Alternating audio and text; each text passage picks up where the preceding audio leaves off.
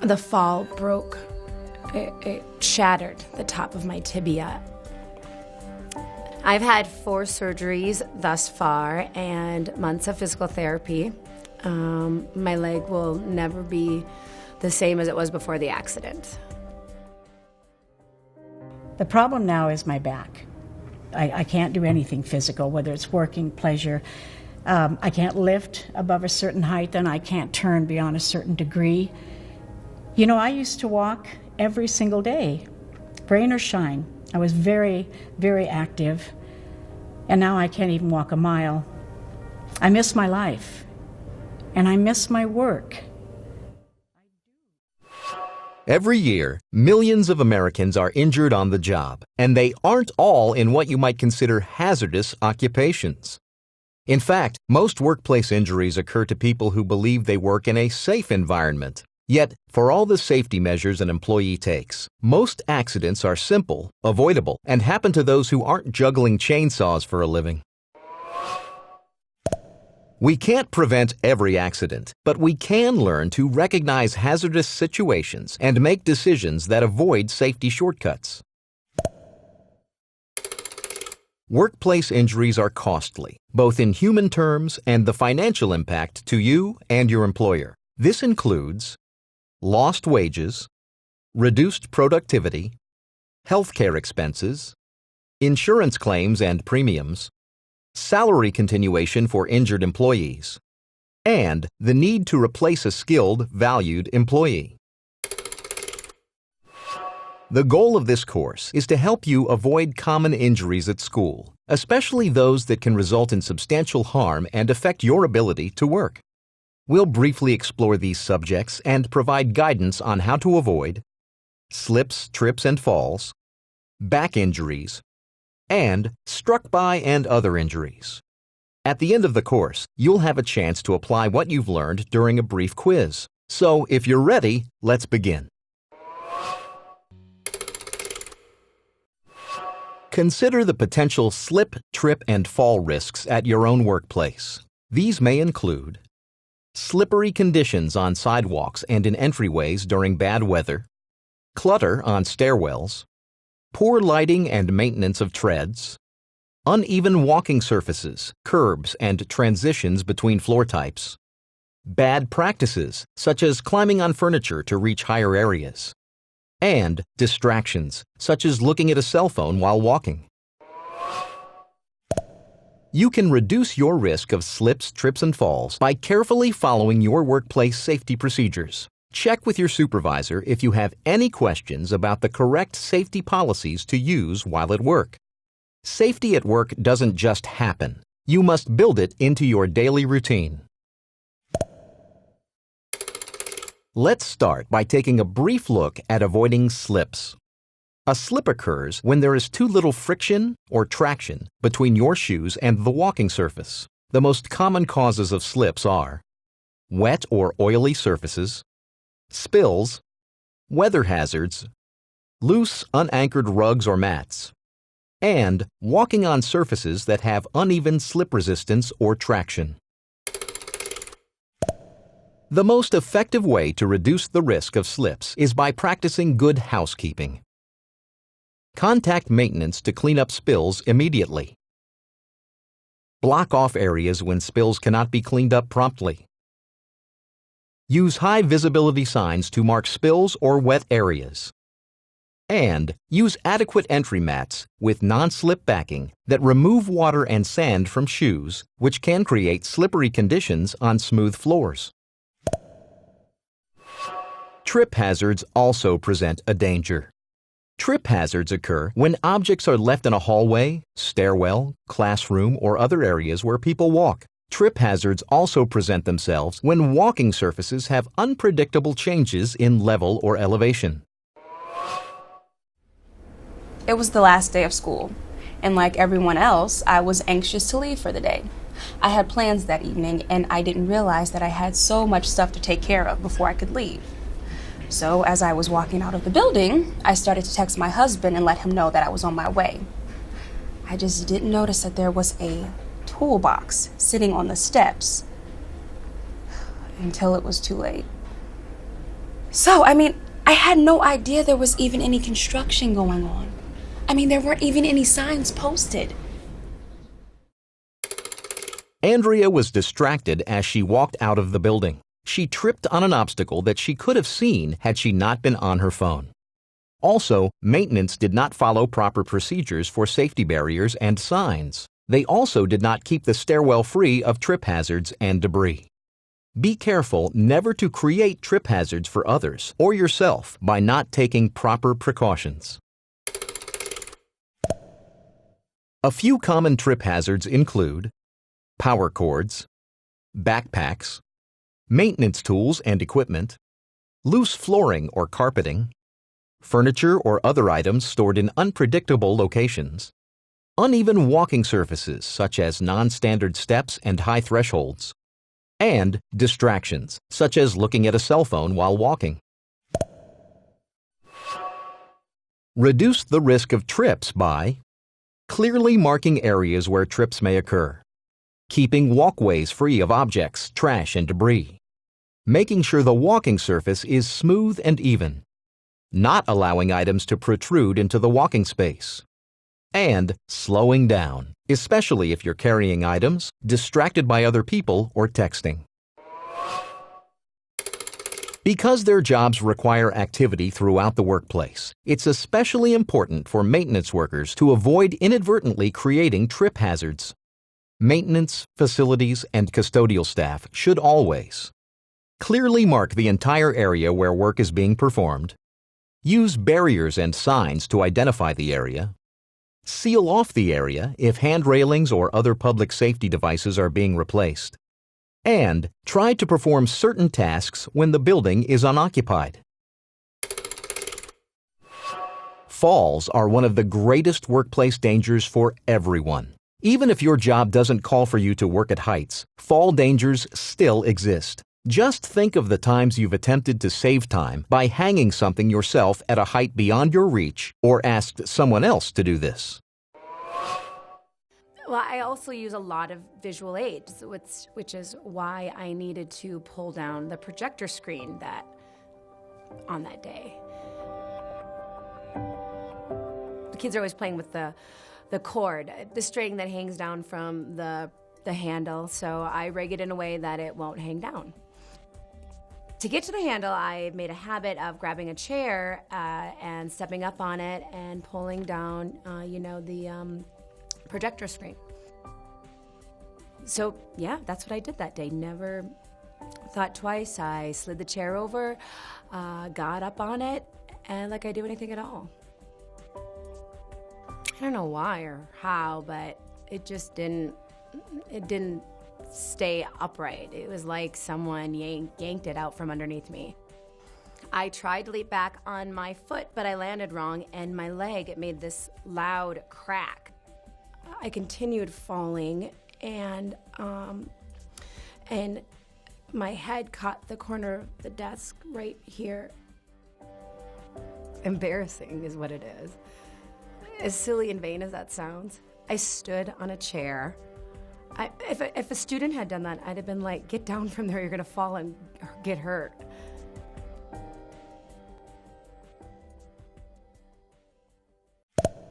Studies have shown that fall dangers exist at all heights, even modest ones. Serious injuries, including broken bones, sprains, back injuries, concussions, and more, can happen from falls just a foot or two off the ground.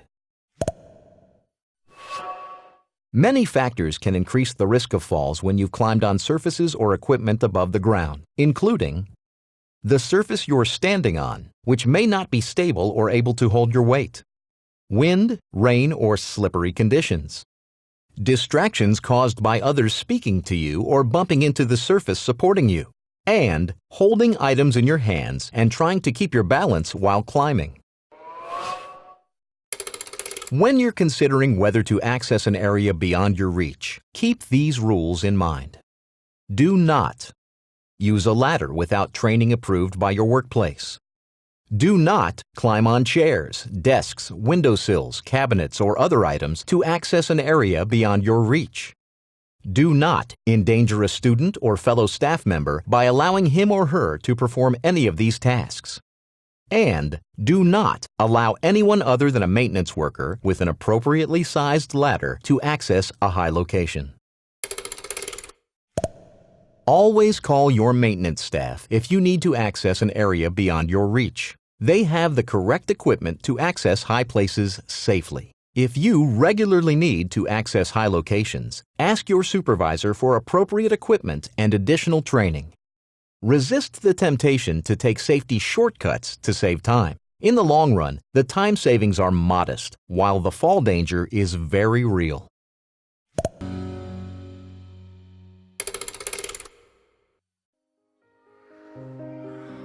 Well, it was just a normal day. I mean, we were prepping for lunch. It was around 10 o'clock. You got to move fast, though. I mean, you just sort of have to. The pots we use are very big. They're large. They're about 3 and 4 gallons. And I had a pot on the burner that had, I'd say about 2/3 of boiling water for the hot dogs. I needed to move it off the burner to put it on the counter behind me. And, well, I've done it 100 times before, the same way. But this time there was a little voice, and it said, "Carol, don't do that. Don't do that." I didn't listen. So I had to lift the pot like so, to twist it around, to put it on the counter behind me. All of a sudden, my back just gave. Something jarred it. It was excruciatingly painful. The pot slipped. There was hot water, steam. It was like slow motion. You know, like you're watching somebody else. According to the Bureau of Labor Statistics, back injuries account for 1 of every 5 injuries and illnesses in the workplace. 80% of these injuries affect the lower back. However, you can prevent many back injuries with a few precautions. Using the proper lifting techniques, for example, can help you avoid a back injury that might affect the rest of your life. Eliminating the need for lifting or reducing the weight of a load are both ideal options. There are certain risk factors that may lead to back injuries, including overexertion, twisting, unbalanced loads, lifting from floor, poor physical condition, repetition, incorrect lifting, pushing or pulling, and/or poor posture. Smoking can also pose a risk since it causes a reduction in the blood flow to affected areas. The cardinal rule of lifting is simple and will help you decrease your chances of incurring a back injury. If you have to lift a heavy object, get help. You can get help from another person, or you can use equipment, such as a hand truck, cart, or dolly if necessary. You can also divide your heavy load into a series of smaller trips with lighter loads. For instance, if you need to move boxes of books or files, protect your back by dividing the task into several lighter trips. Improper lifting techniques can cause several kinds of damage to your back, ranging from minor to severe. They include strained or torn muscles, sprained or torn ligaments, ruptured or herniated discs, and pinched nerves. You can treat some back injuries with simply rest and an ice bag or heating pad. Other injuries may leave you with chronic pain or nerve damage. Sometimes your doctor may recommend a medical procedure. In any case, a back injury is bad news. Our bodies are designed to move, bend, and flex, and our posture changes to fit the task. Static and/or awkward posture can lead to discomfort and back injuries. Follow these practices to help avoid injuries related to posture. Stay mindful of your posture while working. Try to maintain a neutral posture with your back straight and your weight centered over your feet. When you assume a neutral posture, your body will find its natural balance. Before lifting, take a moment to stretch and perform a few exercises to warm up your muscles, even if you are in a hurry. Don't let haste prevent you from using proper lifting techniques.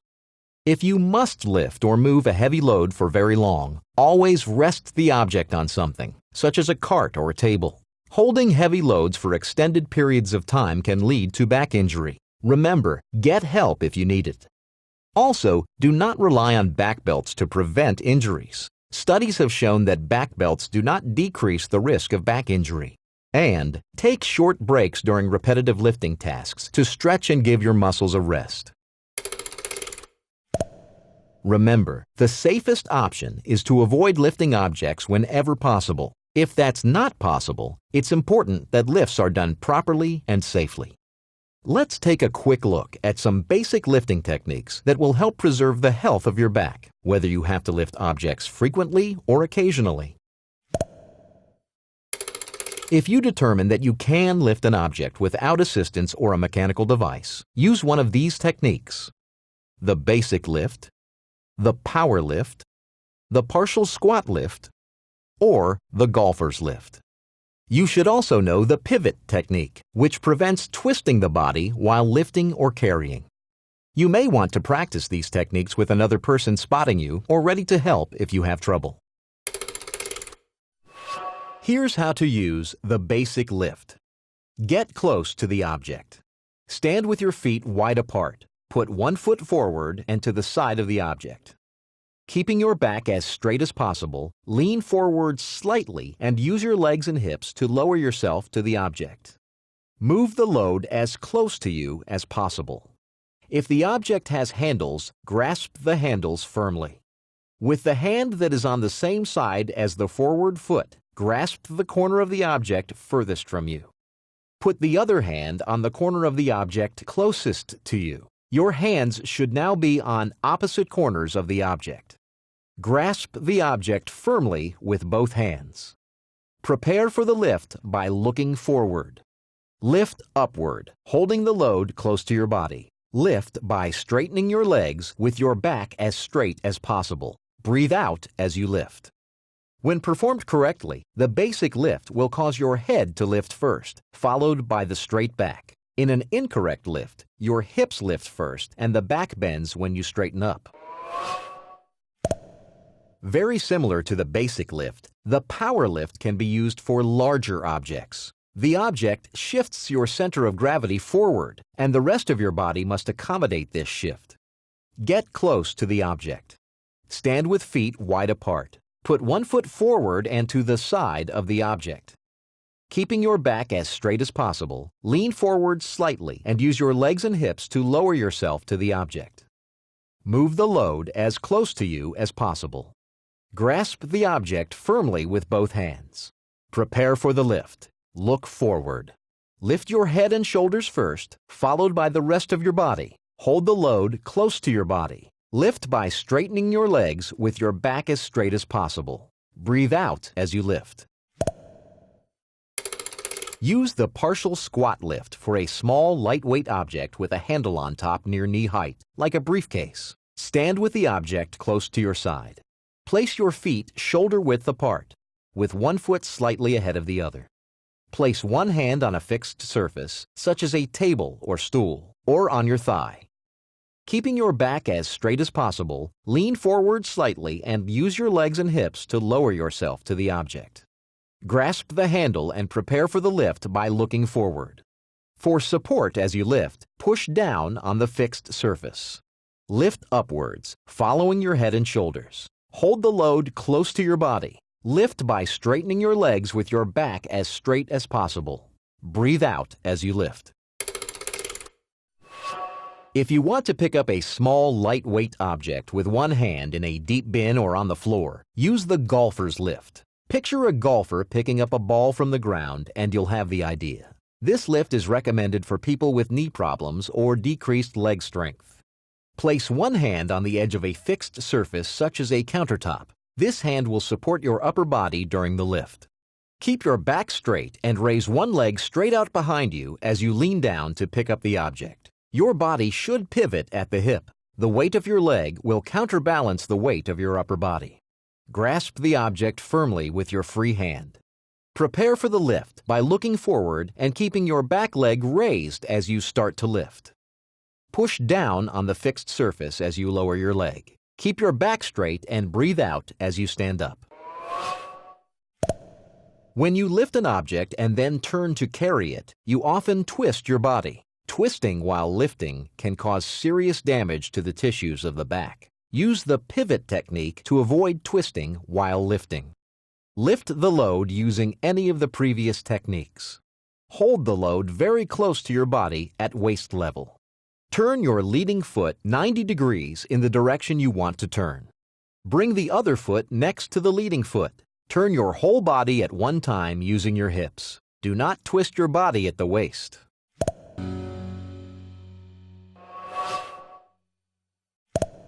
Injuries to school staff by students, staff, or others who physically attack them is unfortunately a growing cause of workers' comp claims for school districts. These injuries, also known as struck-by injuries, are most often caused by students who are acting out violently or when a school employee intervenes in a fight between students. Prevention is the key to reducing incidents of physical violence. Your school and district have policies and resources in place that encourage a safe environment. Still, violence can occur. The most important step you can take is to prepare by knowing your school district's crisis response policies and procedures. You don't want to search for a policy manual when a situation arises. People who express violence may threaten revenge against someone or against the school, become easily or violently angry, have a history of discipline problems, including drug and alcohol use, show intolerance for differences in race, gender, or physical appearance, intimidate, harass, or engage in other types of belligerent behavior, have numerous conflicts with others, and/or display unshakable depression.